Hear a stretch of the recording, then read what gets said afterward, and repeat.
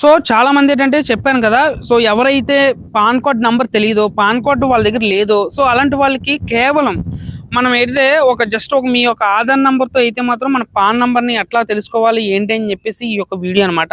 So మీరు video skip చేసి మధ్య మధ్యలో స్క్రోల్ చేసి మీరు చూసుకుంటే మాత్రం ఏం అర్థం కాదు. సో స్టెప్ బై స్టెప్ అయితే నేను చెప్తాను అనమాట. సో మీరైతే మన ఛానల్ సబ్స్క్రైబ్ అయితే చేసుకోండి. సో ఈ వీడియో అయితే ప్రతిది కూడా స్టెప్ బై స్టెప్ అయితే నేనైతే వివరంగా చెప్తాను. మీరు ఫుల్గా చూస్తే మీకు అర్థమవుతుంది. సో ఈ వీడియో అయితే మీకు చాలా యూజ్ అవుతుంది. సో ముందుగా చెప్పేది ఏంటంటే, ఈ వీడియోలో చెప్పే వెబ్సైట్ అయితే మాత్రం ఇది ప్రైవేట్ వెబ్సైట్ అనమాట. నేను చెప్పే కంటెంట్ అయితే మాత్రం జెన్యూనే. సో ఈ యొక్క వెబ్సైట్లో ఏంటంటే మనం ఆధార్ నెంబర్తో అయితే మాత్రం ఈజీగా మనం పాన్ కార్డ్ అయితే మాత్రం డెఫినెట్గా అయితే మాత్రం తెలుసుకోవచ్చు అనమాట. సో పాన్ కార్డ్ తెలుసుకోవడమే కాకుండా అదర్ ఫీచర్స్ కూడా ఉన్నాయన్నమాట దీంట్లో. సో నేనైతే ప్రజెంట్ అయితే మాత్రం పాన్ కార్డ్ మిస్ అయితే జస్ట్ మన ఆధార్ నెంబర్ ఎంటర్ చేస్తే అది 50 రూపీస్ అయితే మనం పే అడుగుతుంది. సో అది చేసిన తర్వాత మనకు పక్కా మీ యొక్క పాన్ కార్డ్ అయితే మీకు అక్కడ విజిబుల్ అయితే అవుతుంది అనమాట. ముందుగా అయితే ఈ యొక్క ఛానల్ సబ్స్క్రైబ్ చేసుకోండి. సో ఇప్పుడు మనం స్టెప్ బై స్టెప్ ఎట్లా ఏంటని చెప్పేసి ఒకసారి తెలుసుకుందాం. సో ముందుగా అయితే మీ ఫోన్లో బ్రౌజర్ అయితే ఓపెన్ చేయండి, అది ఏదో ఒకటి అనమాట. సో బ్రౌజర్లోకి మీరు జస్ట్ ఏం లేదు, అక్కడ DIGIEFIND అంటే డిజి ఫైండ్ అని, ఫైండ్ అని క్లిక్ చేయండి. క్లిక్ చేసిన తర్వాత ఇంటర్ఫేస్ అయితే ఇట్లా వస్తుంది అనమాట. సో ఇట్లా ఏంటంటే లాగిన్ అడుగుతుంది కదా. సో మన దగ్గర ఫస్ట్ సైన్ అప్ అవ్వాలి. సో రిజిస్ట్రేషన్ అని ఉంది కదా, దాని మీద క్లిక్ చేయండి. రిజిస్ట్రేషన్ మీద క్లిక్ చేసిన తర్వాత ఫస్ట్ అయితే మీ నేమ్ అడుగుతుంది. ఎంటర్ యువర్ నేమ్ అన్న కదా, అక్కడైతే మీ ఫుల్ నేమ్ అయితే ఇచ్చేయండి. సో ఇక్కడ మీ నేమ్ ఏదైతే అదే ఇవ్వండి. అది మ్యాండేటరీ అని ఏం కాదు, కానీ మీ ఉన్న నేమ్ అని కాదు, మీకు ఏ పేరు అయితే నచ్చుతుందో ఆ పేరు పెట్టుకోండి, దానికైతే ఏమీ ప్రాబ్లం లేదు. సో సెకండ్ వచ్చేసరికి మీ మొబైల్ ఫోన్ నెంబర్ అయితే ఇచ్చేయండి అక్కడ. సో మొబైల్ నెంబర్ అడుగుతుంది, మొబైల్ నెంబర్ ఇవ్వండి. అలాగే ఈమెయిల్ ఉంది కదా, ఈమెయిల్ కూడా ఇవ్వండి.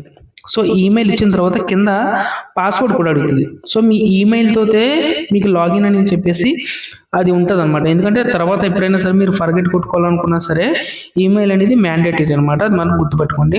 సో సెట్ పాస్వర్డ్ అని ఉంటుంది. సో మీరు అక్కడ ఏంటి మీ పేరు అండ్ అలాగే వస్తారు మీ మొబైల్ నెంబరు, అలాగే ఈమెయిల్ మరియు పాస్వర్డ్ క్రియేట్ చేసుకోవాలి.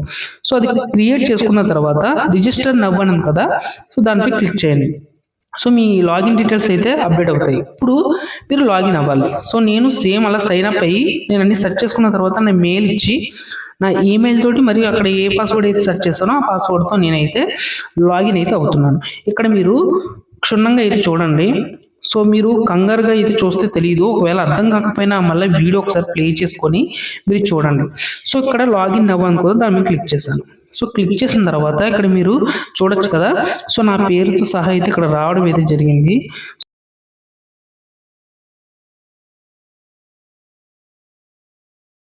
పాన్ అని ఉంది కదా, పాన్ మీద క్లిక్ చేస్తే ఫైండ్ పాన్ అని చూపిస్తుంది. దాని మీద క్లిక్ చేయగానే ఆధార్ నెంబర్ అయితే అడుగుతుందండి. సో పాన్ అనే ఆప్షన్ మీద క్లిక్ చేస్తే పాన్ ఫైండ్ అని చూపిస్తుంది, ఫైండ్ పాన్. సో ఇక్కడ క్లిక్ చేసిన తర్వాత ఇది 50 రూపాయలు అయితే ఛార్జ్ అయితే చేయబడుతుంది అనమాట. సో ఇక్కడ ఏంటంటే 50 రూపాయలు ఎట్లా యాడ్ చేసుకోవాలని కూడా నేను చెప్తాను.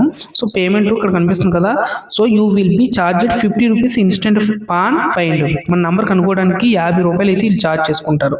సో నేనైతే ఒకసారి బ్యాక్ వస్తున్నాను అనమాట. ఇక్కడ ఏంటంటే పేమెంట్ ఎట్లా చేయాలని కూడా మీకు క్షుణ్ణంగా అయితే చెప్తాను.